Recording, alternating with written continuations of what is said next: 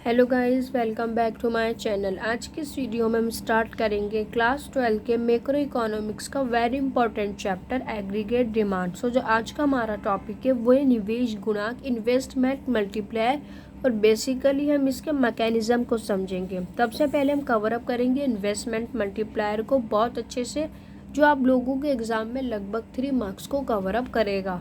सबसे पहले हम समझते हैं कि इन्वेस्टमेंट मल्टीप्लायर का मतलब क्या होता है। जिस तरीके से हम लोगों ने समझा था कि मनी मल्टीप्लायर क्या है, लाइक कि बैंक किस तरीके से हमारे 1,000 रुपये को 10,000 में बदल देता है, ठीक उसी तरह इन्वेस्टमेंट मल्टीप्लायर का मतलब होता है कि हम लोग जितना इन्वेस्टमेंट करेंगे, हम लोग जितना निवेश करेंगे, लाइक फैक्ट्री हो गई, बिजनेस हो गई, या कोई भी इंडस्ट्रियल सेक्टर हो गया, टेक्नोलॉजी हो गई, हम जितना ज़्यादा इन्वेस्टमेंट करेंगे उतनी ही ज़्यादा हम लोगों की इनकम ज़्यादा होगी। हम लोगों की इनकम उतनी ही ज़्यादा होगी जितनी ज़्यादा इन्वेस्टमेंट होगी।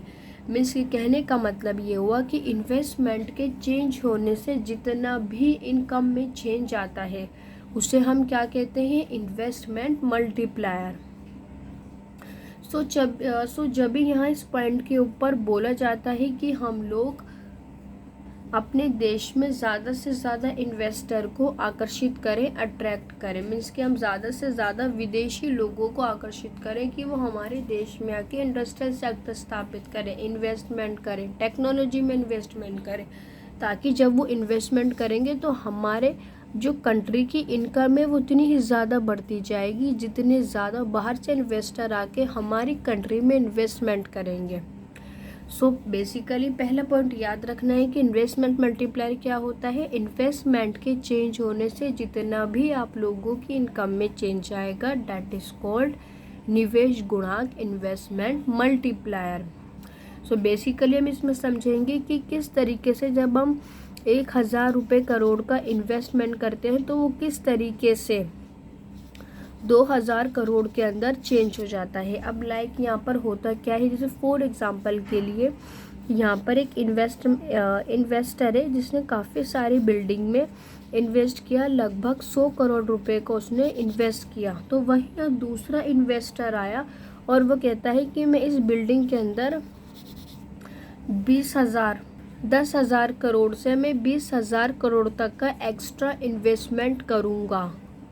तो सबसे पहले यहाँ होगा क्या कि इस बिल्डिंग को बनाने के लिए यहाँ पर मजदूर चाहिए होंगे, श्रमिक चाहिए होंगे, इलेक्ट्रिसिटी सप्लायर चाहिए होंगे, वाटर सप्लायर भी यहाँ चाहिए होंगे, या बिजनेसमैन चाहिए होगा। तो ऐसे करके इस बिल्डिंग से बहुत सारे लोग जुड़ जाएंगे जब इसमें इन्वेस्टमेंट किया गया। मीन्स कि जब इसमें इन्वेस्टमेंट किया गया तो ये लोग जो इस बिल्डिंग में काम करेंगे, लाइक कंस्ट्रक्टर हो गया, इंजीनियर हो गया, इलेक्ट्रिसिटी सप्लायर हो गया, वाटर सप्लायर हो गया, श्रमिक हो गया, बिजनेसमैन हो गया, तो ये सब इस इन्वेस्टमेंट के साथ जुड़ गए और इनको काम के बदले यहाँ क्या मिलेगा, इन्हें काम के बदले मिलेगी इन्हें इनकम। तो जितनी ज़्यादा इन्वेस्टमेंट होगी उतने ही ज़्यादा लोग काम को करने में लगेंगे, और जो लोग काम को करने में लगेंगे उन्हें बदले में क्या मिलेगी, इनकम मिलेगी, उन्हें रोज़गार मिलेगा। लाइक सरकार बनवाती है मेट्रो, पुल, सड़क, तो इन सब चीज़ों के अंदर भी क्या होता है कि श्रमिक, कंस्ट्रक्टर, काफ़ी सारे लोग जुड़ जाते हैं। तो सरकार का जो इन्वेस्टमेंट होता है, जो सरकार का निवेश होगा, वो दूसरे लोगों की इनकम होती है। आई होप आप लोगों को बहुत अच्छे से समझ में आया होगा कि निवेश गुणांक होता क्या है। जितना ज़्यादा इन्वेस्टमेंट होता है उतने ही ज़्यादा लोगों को काम मिलता है और उस काम के बदले इनकम मिलती है, और जो उन लोगों को इनकम मिली है वो आगे जाके किसी दूसरे का खर्चा बनेगा, और जिसको ये खर्चा मिलेगा वो आगे जाके उस इंसान की इनकम बनेगी। जितनी ज़्यादा इन्वेस्टमेंट होगी उतनी ही ज़्यादा लोगों की इनकम होगी, जितनी लोगों की इनकम होगी लोग उतना ही ज़्यादा खर्चा करेंगे, और अगेन जो भी खर्चा करेगा ये उस दूसरे वाले की इनकम बनेगी, फिर अगेन वो व्यक्ति निवेश करेगा, फिर वो दूसरे की इनकम बनेगी। तो ऐसे करके यहाँ पर ये साइकिल चलता ही रहता है, जिसे हम इन्वेस्टमेंट मल्टीप्लायर कहते हैं। सो आप लोग यहाँ थ्योरिकल क्या लिखोगे कि आय में वृद्धि निवेश में वृद्धि से अधिक होती है। मीन्स कि अगर मैंने एक बार इन्वेस्टमेंट कर दिया लाइक 100 करोड़ का, तो उसके बाद वो आगे जाके लोगों की इनकम बनती जाती, तो वही 100 करोड़ 200 करोड़ के अंदर चेंज हो जाते हैं। मैं जितना इन्वेस्टमेंट करूँगी उतना ही ज़्यादा लोगों को इनकम मिलेगी। सो इसको हम डोनेट करते हैं के से, के इस यहाँ पर इन्वेस्टमेंट मल्टीप्लायर। सो बेसिकली अब मैं आप लोगों को ये एक प्रोसेसर के थ्रू समझाती हूँ, एक डाटा के थ्रू समझाती हूँ, क्योंकि ये एग्ज़ाम में पूरा मैकेनिज्म, इसका पूरा कंप्लीट प्रोसेसर विद थ्योरी इसके साथ ये पूछता है। सो आप लोगों को भी एग्ज़ाम में ये टेबल बना करके आनी है, ताकि आप लोगों के 3 से 4 मार्क्स पक्के हो जाएं। सो सबसे पहले यहाँ पर लिखा हुआ है चक्र, चक्र क्या है राउंड, और यहाँ क्या लिखा हुआ है निवेश व्यय में वृद्धि। तो बेसिकली ये क्या है इन्वेस्टमेंट, ये क्या है इन्वेस्टमेंट को किससे डिनोट करते हैं हम आई से। एंड देन सेकंड वाला है आय में परिवर्तन, को हम लिखते हैं डेल्टा वाई, इट्स आय में परिवर्तन, हमारी इनकम में कितना चेंज हुआ। एंड देन नेक्स्ट वाला क्या है एमपीसी की वैल्यू दे रखी है 0.5 प्लस उपभोग दे रखा है मीन्स की कंजप्शन। डेल्टा सी दे रखा है यहाँ पर कंजप्शन, और एमपीसी दे रखा है 0.5। ध्यान से सुनना है आप लोगों को। डेल्टा आई दे रखा है, डेल्टा वाई दे रखा है, डेल्टा सी दे रखा है और एमपीसी दे रखा है। ये सारी चीज़ें ही आप लोगों को एग्ज़ाम में ऊपर वाली जो पिंकिश एरिया में है वो सारी ही वैल्यूज़ आप लोगों को गिवन होंगी, बट ये नीचे का सारा आप लोगों को एग्ज़ाम में खुद फाइंड आउट करना होगा। एंड देन लास्ट में आप लोगों को क्या गिवन होगा बचत मीन्स की सेविंग्स। सो हम इसको समझना शुरू करते हैं। अगर मैं राउंड 1 की बात करूं तो जो पहली इकोनॉमी में इन्वेस्टमेंट हुआ वो 100 रुपये का हुआ। सो जो पहली बार इन्वेस्टमेंट हुआ वो ऑब्वियसली किसी दूसरे की आय बनेगी, इनकम बनेगी, जो भी इकोनॉमी में पहला इन्वेस्टमेंट हुआ है। तो इनकम कितनी आ गई यहाँ पर 100 रुपये आ गई। अभी यहाँ पर मुझे दे रखा है डेल्टा सी और एमपीसी। तो अब हम डेल्टा सी कैसे फाइंड आउट करते हैं, ध्यान से सुनना है आप लोगों को। डेल्टा सी को हम फाइंड आउट करते हैं डेल्टा वाई में हम मल्टीप्लाई कर देंगे एमपीसी को। डेल्टा सी को निकालने के लिए हम लोग क्या कर देंगे डेल्टा वाई को मल्टीप्लाई कर देंगे एमपीसी। अब डेल्टा वाई कितना है यहाँ पर 100 और एमपीसी कितना है यहाँ पर 0.5। तो जब आप लोग 100 से 0.5 को मल्टीप्लाई करोगे तो कितना आएगा 50.00। मीन्स के कहने का मतलब ये हुआ कि इकोनॉमी में इन्वेस्टमेंट 100 रुपये हुई, किसी ने इन्वेस्ट 100 रुपये करा तो वो दूसरे की इनकम बनी और उस 100 रुपये में से 50 रुपये खर्च हो गए। तो मेरे पास बचे कितने सेविंग के। अब सेविंग कैसे फाइंड आउट होती है, सेविंग्स कैसे फाइंड आउट होगी, ऑब्वियसली जब हम डेल्टा वाई में से डेल्टा सी को माइनस करेंगे कि हमारी जितनी इनकम थी उसमें से हमने कितना खर्च करा है, तो उससे क्या निकल करके आएगा सेविंग। तो हम यहाँ माइनस कर देंगे डेल्टा वाई, ये लिखा हुआ 100 में से किसको जो हमने फाइंड आउट करा है डेल्टा सी, वो कितना निकला है 50। तो 100 माइनस 50 इज़ 50। सो आप लोगों को ये सारे के सारे स्टेप बहुत अच्छे से ध्यान रखने हैं। अब हम इसके राउंड सेकंड को समझते हैं। अब राउंड सेकंड में क्या होगा यहाँ पर, अब जो किसी पहले वाले व्यक्ति का जो खर्चा था 50 रुपये, वो दूसरे वाले के लिए क्या होगी, ऑब्वियसली वो दूसरे वाले के लिए पहले वाले का खर्चा इनकम होगी। तो अभी दूसरे वाले के लिए क्या होगी, इसकी इनकम होगी, आय होगी। तो अगेन इकोनॉमी में इनकम कितनी आई 50 रुपये आई, क्योंकि पहले वाले व्यक्ति ने 50 रुपये खर्च करा। अगर ये 100 रुपये खर्च करता तो दूसरे वाले की इनकम 100 रुपये होती। तो यहाँ पर कितना आ गया 50। अगेन हम डेल्टा सी फाइंड आउट करेंगे। डेल्टा सी का फॉर्मूला क्या होता है, डेल्टा वाई में हम क्या मल्टीप्लाई करते हैं एमपीसी। तो यहाँ मैं क्या कर दूँगी 50 को मैं मल्टीप्लाई कर दूँगी 0.5 से। क्यों, क्योंकि ये इसका फॉर्मूला है डेल्टा सी का। पहले डेल्टा वाई लिखते हैं, डेल्टा वाई 50 है और एमपीसी कितना है 0.5। तो 5 5 जा 25 और 2 0 इसके पीछे रहेंगे, तो यहाँ कितना आ गया 25.0। अब हम सेविंग फाइंड आउट करते हैं। सेविंग का क्या फॉर्मूला है, डेल्टा वाई में से माइनस कर देते हैं डेल्टा सी। मीन्स कि अब मैं यहाँ क्या करूँगी 50 में से माइनस कर दूँगी 25। तो 50 माइनस 25 इज 25। तो इकोनॉमी में यहाँ पर इनकम 50 रुपये आई, खर्चा मीन्स कि जो खर्च किया गया है वो 25 रुपये खर्च किए गए, तो बचेंगे कितने यहाँ पर, मेरी इनकम में से जितना मैंने खर्च करा तो मेरे पास बचे कितने, अगेन 25 रुपये बचे कि मैंने अपनी इनकम में से कंजप्शन को माइनस कर दिया। जितने मैंने कमाए हैं उसका जो भी मैंने खर्च करा है वो मैंने माइनस कर दिया, तो मेरे पास बचे कितने, 25 रुपये बचे। तो बेसिकली यहाँ पे करोड़ लिखा हुआ है तो 25 करोड़ है यहाँ पर। तो आप लोगों को इस चीज़ का भी ध्यान रखना है क्योंकि एग्जामिनर यहाँ मार्क्स कट करता है। अगर ये लाख देता तो हम लाख बोलते, करोड़ दे रखा है तो करोड़, रुपए देता तो रुपए बोलते। अब हम नेक्स्ट वाला राउंड समझते हैं, राउंड थर्ड। अब यहाँ पर इकोनॉमी में क्या हुआ कि इसका जो खर्चा होगा राउंड 2 वाले का, सेकंड वाले का, वो 25 रुपये। अब इसका खर्चा क्या होगा, वो तीसरे वाले की इनकम बनेगी। कितनी इनकम बनेगी, जितना उसने खर्च करा है। कितने रुपए खर्च करे हैं, 25 रुपये खर्च करे हैं, तो जितने इसने खर्च करे हैं तीसरे वाले की इनकम 25 रुपये बनी। अब हम ऐसे क्या फाइंड करेंगे, delta C consumption find out करेंगे और उसका फॉर्मूला क्या होता है, हम डेल्टा वाई को MPC से मल्टीप्लाई कर देते हैं। डेल्टा वाई कितना है यहाँ पे 25 और MPC की वैल्यू कितनी है 0.5। तो जब आप लोग इसको मल्टीप्लाई करोगे तो यहाँ पर वैल्यू आएगी 12.50। अब हम यहाँ से क्या फाइंड आउट करेंगे, सेविंग्स फाइंड आउट करेंगे कि बचा कितना, और उसका फॉर्मूला क्या होता है, हम डेल्टा वाई में से क्या माइनस कर देते हैं, डेल्टा सी। तो 25 में से आप लोग माइनस करो 12.50, तो यहाँ कितना बचेगा 12.50 यहाँ पर बचेगा। मीन्स कि आपकी बार इकोनॉमी में 25 रुपये की इनकम हुई, यहाँ पर खर्च 12.50 किए गए, तो बचे कितने 12.50 रुपीज़। सो ऐसे ही ये पूरा कंप्लीट चलता जाएगा। फिर इसका कंजप्शन, इसकी इनकम बनेगी, फिर हम कंजप्शन फाइंड आउट करेंगे डेल्टा वाई में से MPC निकाल करके, फिर हम सेविंग फाइंड आउट करेंगे कि बचा कितना, डेल्टा वाई में से डेल्टा सी फाइंड आउट करके। तो ये ऐसे करके ये चलता रहेगा, ये चलता रहेगा, सो ऑन। तो टोटल यहाँ पर हम स्टेप देखें तो टोटल राउंड इसने मुझे दे रखे हैं 10। तो हमारी इनकम का जो टोटल है वो कितना आएगा 200 आएगा। कितना आएगा 200। अब ये बात मुझे कैसे पता चली कि यहाँ 200 आएगा, तो ऑब्वियसली इसको मुझे काउंट करके पता चला कि 200 आएगा। बट एग्ज़ाम में टाइम कम होता है तो आप लोग इसे ऐड मत करना, आप लोग डायरेक्ट फार्मूला लगाना और फाइंड आउट कर लेना कि वाई का जो टोटल है वो इतना आएगा। सो मैं आप लोगों को सिखाती हूँ उसका शॉर्ट तरीका क्या है।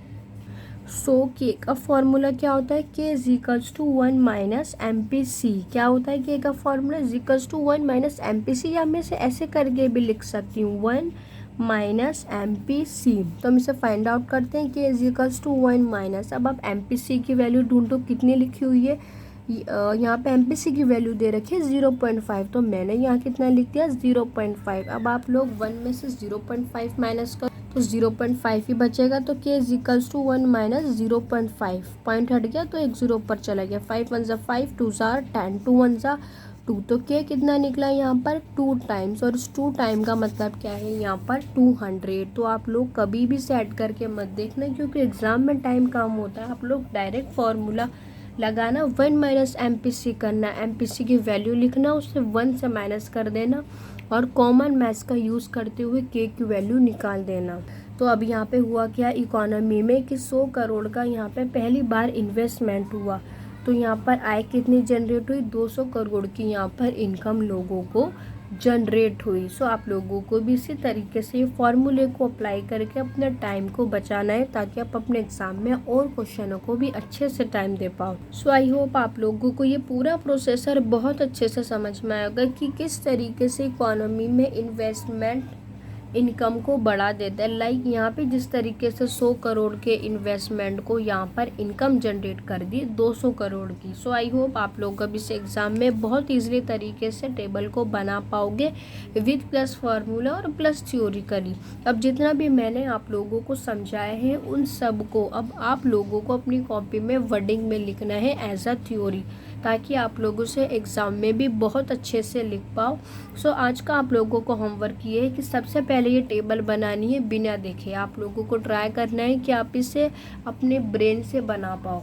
उसके बाद आप लोगों को ये सारा पॉइंट वाइज एक्सप्लेन करना है कि सबसे पहले आप लोगों ने राउंड लिए, फिर इन्वेस्टमेंट हमने अर्थव्यवस्था में 100 करोड़ कर लिया, तो उसके बदले में यहाँ पर हमारी इनकम भी 100 करोड़ रही। तो कंजम्पशन यहाँ पर हमारा इतना हो गया जब हमने इनकम को गुणा किया MPC से, जो कि MPC हमारा 0.5 था। तो हमें बचा कितना 50 जब हमने डेल्टा वाई में से डेल्टा C को घटा दिया। तो ये सारी बातें आप लोगों को एज अ थ्योरी लिखनी है, रटना कुछ भी नहीं है। आप लोगों को इकोनॉमी में सारे पॉइंट जितने भी चैप्टर है सब समझने के हैं। सो आई होप आप लोगों को ये बहुत अच्छे से समझ में आया होगा कि मल्टीप्लायर का मैकेनिज्म हम किस तरीके से सॉल्व आउट करते हैं। सो अब हम इसके आगे का समझते हैं। अब मैं आप लोगों को एक न्यूमेरिकल समझाती हूँ। तो उससे पहले मैं आप लोगों को उसकी कुछ बेसिक पॉइंट समझाती हूँ ताकि आप लोग इजली तरीके से उसे सॉल्व कर पाओ। सो ध्यान से सुनना है आप लोगों को। तो बेसिकली होगा क्या, अगर क्वेश्चन में कभी भी आप लोगों को डेल्टा आई गिवन हो, डेल्टा आई क्या हो, गिवन हो, या आप लोगों को फाइंड करना हो, हमेशा याद रखना है कि डेल्टा आई क्या है, इन्वेस्टमेंट है। तो डेल्टा आई कभी भी आप लोगों को दे रखा हो, गिवन हो या निकालना हो, फाइंड करना हो, तो आप लोग हमेशा के 2 फॉर्मूले लगाओगे। पहला डेल्टा वाई डेल्टा आई जो के का फॉर्मूला होता है, और दूसरा के इज इक्वल्स टू 1 अपॉन के अंदर MPS। तो ये हमेशा आप लोग 2 फॉर्मूले यूज़ करोगे। आप लोग इस वैल्यूएबल पॉइंट को अपनी नोटबुक में नोट डाउन कर लो। It's a very important note for solving our numerical की जब भी डेल्टा आई गिवन होगा या फाइंड करना होगा तो हमेशा के 2 फॉर्मूले लगेंगे।